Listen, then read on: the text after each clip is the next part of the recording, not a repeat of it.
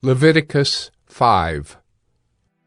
If anyone sins in that he hears a public adjuration to testify, and though he is a witness whether he has seen or come to know the matter, yet does not speak, he shall bear his iniquity.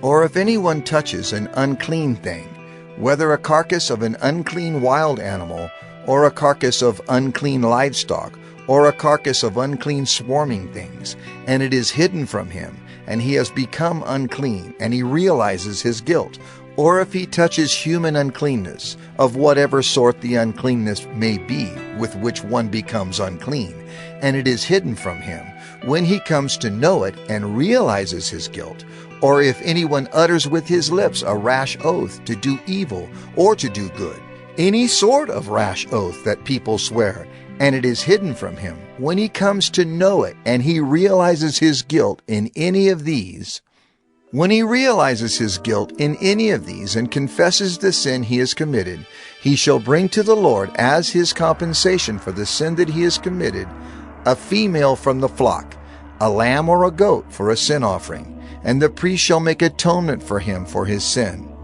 But if he cannot afford a lamb, then he shall bring to the Lord as his compensation for the sin that he has committed 2 turtle doves or 2 pigeons, one for a sin offering and the other for a burnt offering. He shall bring them to the priest, who shall offer first the one for the sin offering. He shall wring its head from its neck, but shall not sever it completely. And he shall sprinkle some of the blood of the sin offering on the side of the altar, while the rest of the blood shall be drained out at the base of the altar. It is a sin offering.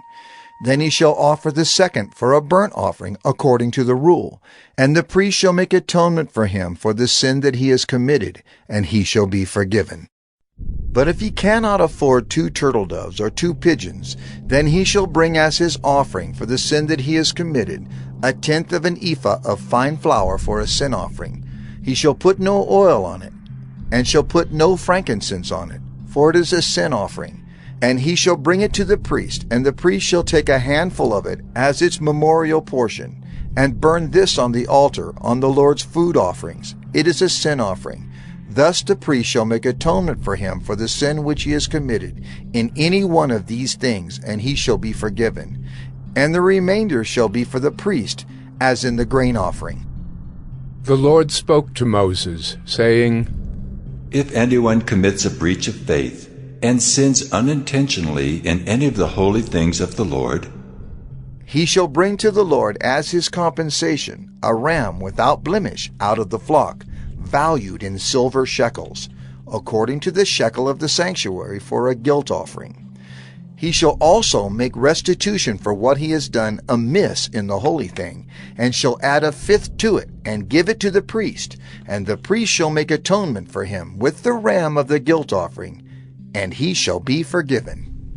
If anyone sins, doing any of the things that by the Lord's commandments ought not to be done, though he did not know it, then realizes his guilt, he shall bear his iniquity.